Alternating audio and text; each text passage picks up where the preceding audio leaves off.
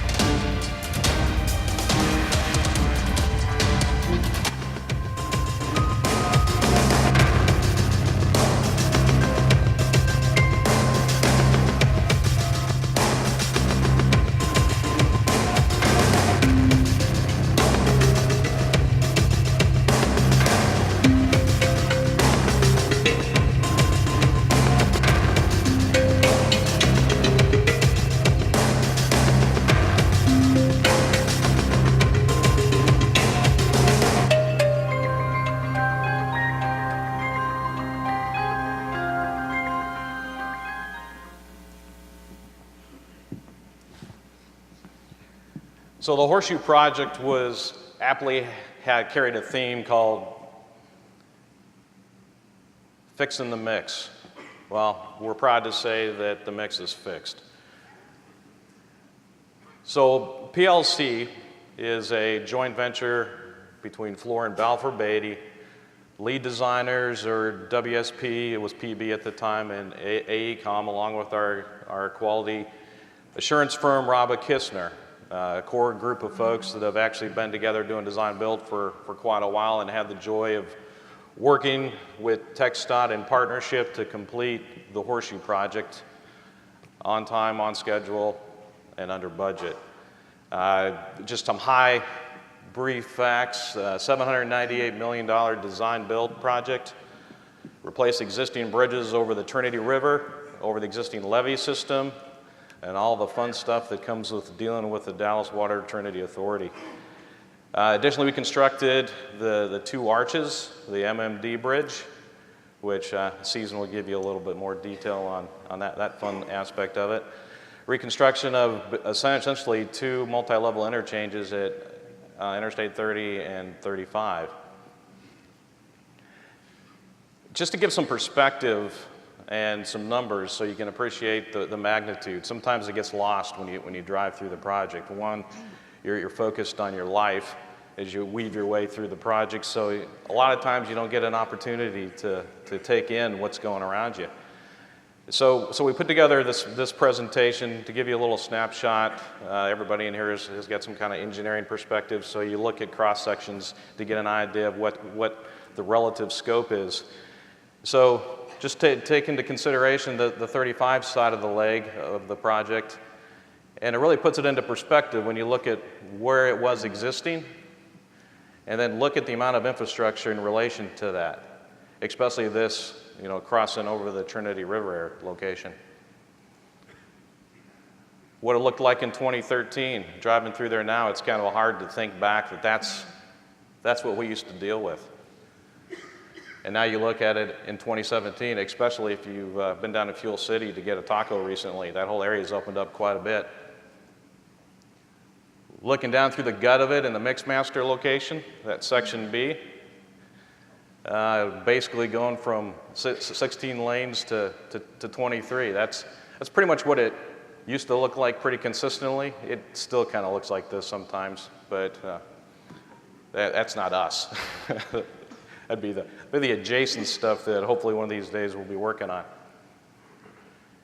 Again, look, just taking a gander at the Mixmaster, I mean, it's pretty amazing the amount of, the available real estate that was there that, I don't think anybody of us realized that there was, that kind of room available to build this in this location. But again, you were always looking and focused on where you were driving, not necessarily the scenery around you.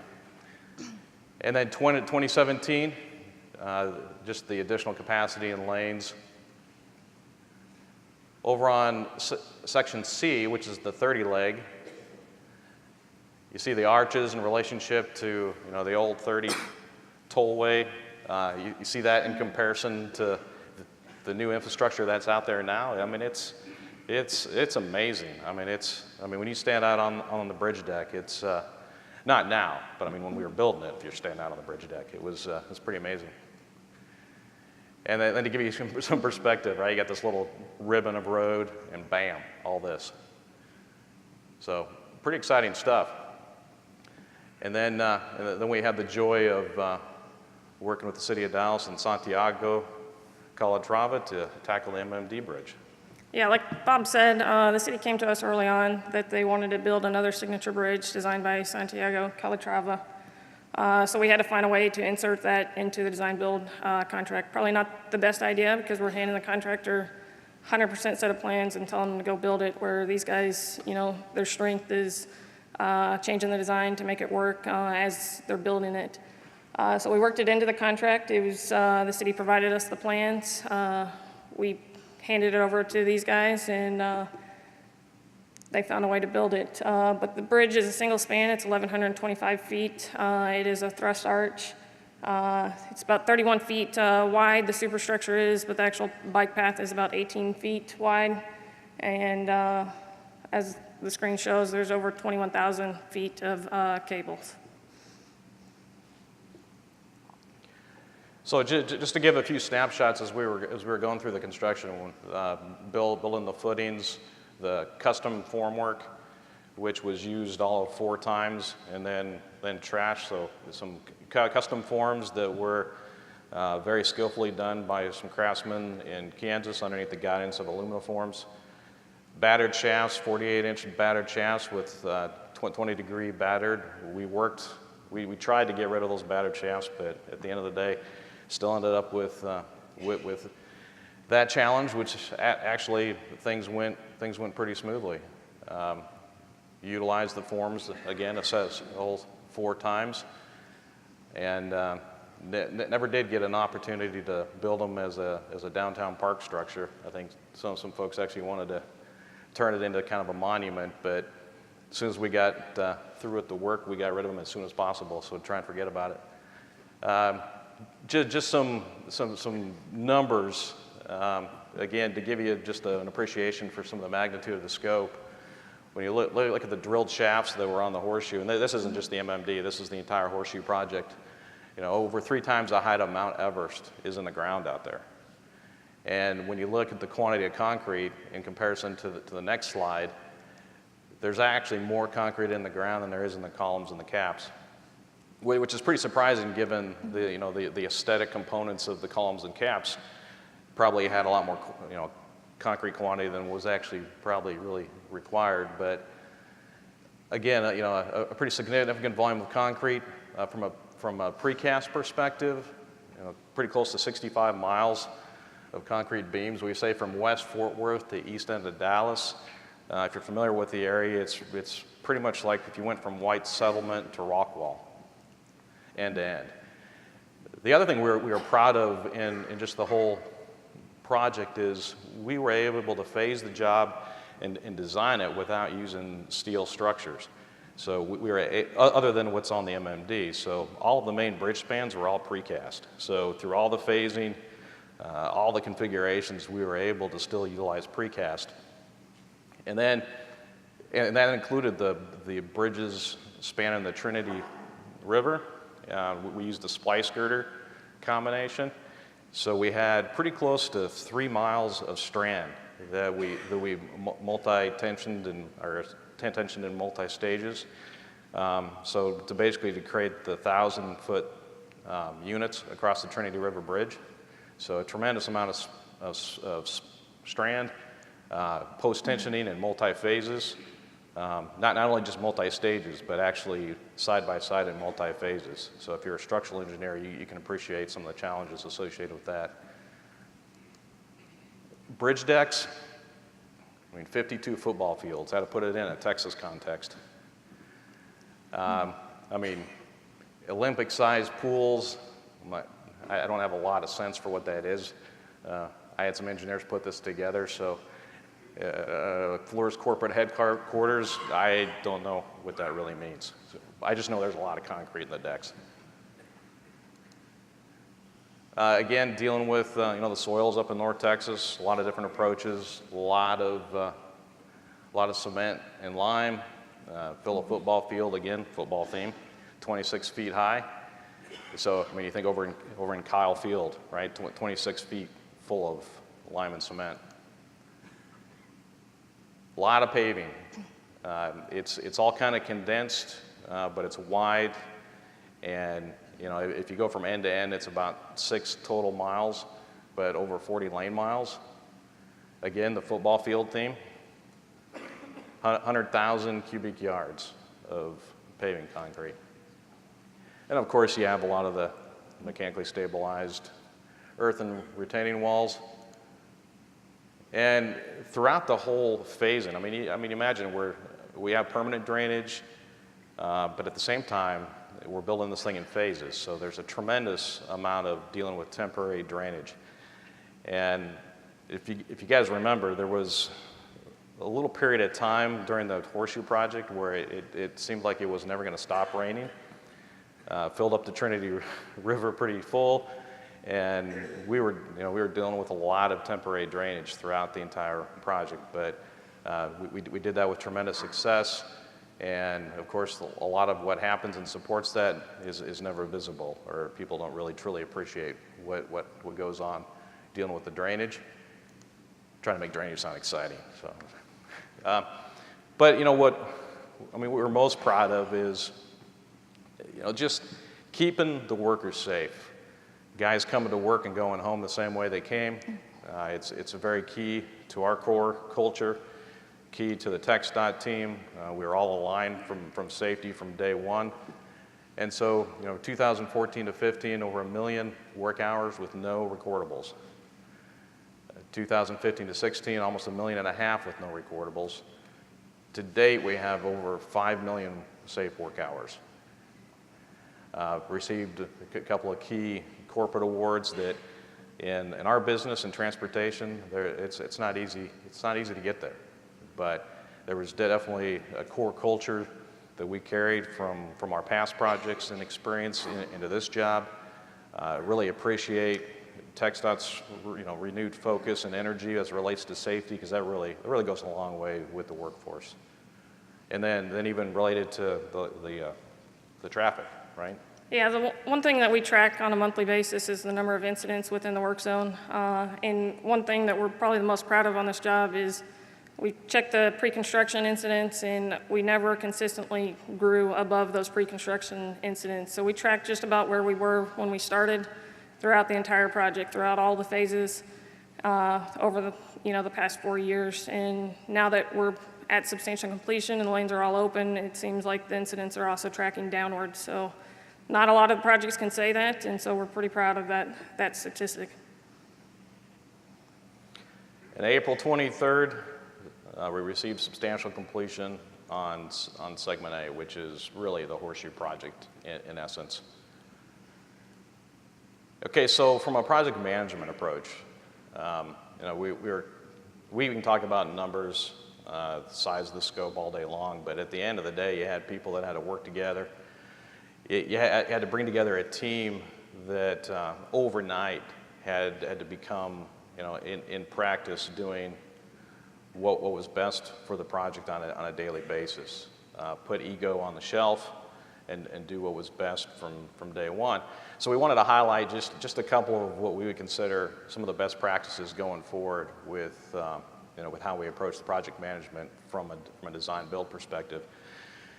So, meetings. I mean, this is actually a chart we always throw into our proposals when we're talking about how we can coordinate all of these meetings.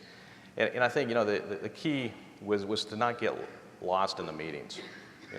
I think by the time we got through with the Horseshoe, with the design, we were almost in one active meeting. So it wasn't like you felt like you were in a series of constant meetings. You got to keep it simple, focus on the facts. We were very anti-drama. I mean, if we ever had a theme that we could put on a T-shirt, it was no drama here. So just don't meet to meet. It seemed like on some early projects, when you have multi-layered management organizations, you end up with this just crazy meeting approach. We were fortunate with the Horseshoe that the decision makers are on site. We were very simple from an organizational standpoint, so we were constantly working together to resolve issues and actually move things forward for what's best for the project. So part of that is the TWG approach, and that's pretty typical on design build. It was definitely new from the TxDOT standpoint. We were brought into all of PLC's TWGs, which is their technical working groups. So they'd have various different meetings, structures, MOT, electrical, things like that. And they brought the designers in, they brought their construction engineers. Also, a lot of their superintendents would attend those meetings. And we'd walk through, design approach, we'd walk through plans, we'd walk through any issues. And like Bob said, we'd have the decision makers in the room, both from their side and from our side. So the decisions were made in those meetings, and once we made them, we moved on and moved forward. But that seemed to really stream things along and kept us going quite a bit. Yeah, and to add to that, I'd say that the process was just a constant partnering process. We had the mission statement, we had the formal partnering, we had the executive sessions, but at the end of the day, it was active partnering, it was active meeting at a project executive level on a very routine basis to not let issues linger and just to get them off the list. We'd sit down with our top 5 every single week and continuously resolve those. And kudos to the TxDOT team too. I've never been on a design build job, of all the ones I've been on, where I had as hard a working, committed client that was willing to participate at the working level to make sure this job went forward. So that was a very refreshing experience. So again, back to the proactive allocation of risk. and risk management. So early on in the procurement, you know, the Dallas district leadership was very proactive in identifying those key areas that we as design builders are going to carry as potential risk and contingency, as well as just overall schedule. So they actually took the initiative on items that they could control and that they could actually initiate during the procurement process while we were just busy putting together our proposals and pricing. And one of the keys is the Encore transmission lines, which if they wouldn't have started and pulled together that agreement before we actually turned in our proposal, you know, all we had to do at that point was coordinate with Encore at the end of the day. And that saved a significant amount of time. I mean, you could not do what we did without having the transmission lines moved quick. The 408 permit within the levee. So we actually had to get construction approval, but because of the work that was done during the procurement, we were able to get construction approval on the 408 the same day we received NTP2. I mean, it was amazing how it all pulled together. City of Dallas, you know, there's a lot of activity there, from the MMD to the water utilities to some of the existing wastewater lines that we had to deal with and leave in place. The sequenced in management of the project through the wettest year ever. And we try not to harp on this because the pride is that we figured out a way to get around it and stay on schedule. It wasn't easy, but we worked as a team, figured out how to resequence the job, reallocate resources, and keep people busy. And then just the overall traffic management and effective utilization of closures. So part of that approach, we actually set up lane fees for every lane closure that they implemented. So every time, even if it was at night, they would be charged. And the idea behind that was hopefully we don't have that many lane closures. So we set up a bank balance that was intentionally low to try to incentivize them to find a way not to have to close lanes. So these are just kind of a couple of highlights, but throughout the duration of the 4 years, we did not have a single full closure throughout a weekend. We were able to do it all at night, even with the demo, setting the beams, pouring the deck, everything. Everything was done overnight. If you go on to the next slide, by also charging them lane fees, they also found a way to do multiple activities each night. And so it wouldn't be uncommon to come out. If they did have a full closure overnight, they'd be hanging beams in one location. They might be demoing in another location, or even doing something like setting overhangs, something that you know, you really don't think about, but it also requires a lane closure as well. So I think one of the keys was they were able to be innovative and do multiple activities during those lane closures, have multiple crews out there. So it was a big coordination on their part, but it was also effective on our part that we really think that we minimized the impact to traffic. So in closure, around our project management approach and developing and implementing a best practice for design build. And I kept mentioning that effective and active partnering. And that's not the definition of partnering, which means as long as I'm getting what I want, then partnering works. It's actually doing what's best for the project. And so on this job, we had no issues that were escalated above the project level. And the ownership was at all levels of the project. And so we truly had a collaborative approach. Oh, sorry. I was trying to hit the laser button. So project first. I mean, that was our central focus, day in and day out. And so some of the key things that come out of that and are key to making sure that the project is first. One, honoring our commitments. We pride ourselves, both sides actually, do what you say you're going to do and live up to it. Which means, you know, coming speaking straight to the point, no games, no drama, be on the same page. I mean, a lot of times we're either talking to different stakeholders, either at the same time or collectively. You got to be on the same page. If you don't have the same message, you're just going to create confusion in the community, confusion within your own team. And a thing that we always have a hard time with sometimes, actively listen. I mean, we have 2 ears, 1 mouth, use it proportionally. So again, This job was a success. We collaboratively managed through it. We worked as one team. Fortunately, we get to carry a lot of the success in this approach headed south with Southern Gateway, so we're pretty excited about that as well. You want to have some Q&A? Any questions?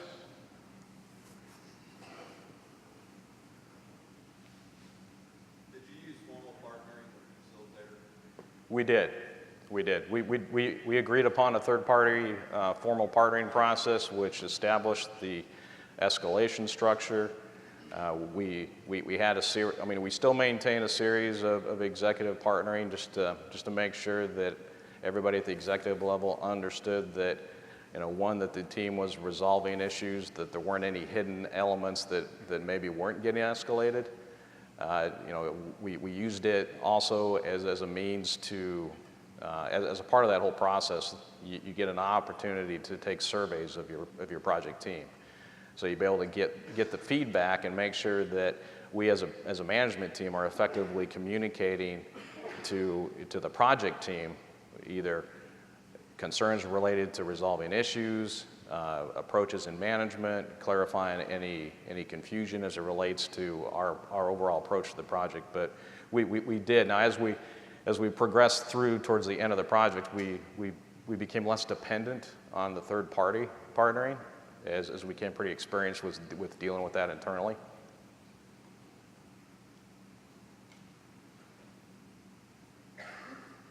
Anybody else? Everybody awake?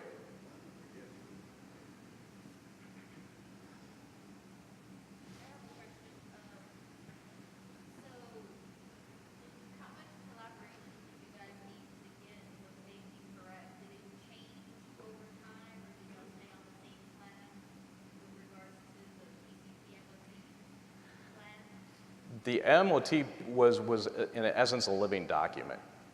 I mean, as we're always in a continuing improvement mode. We don't just hard code something at day one.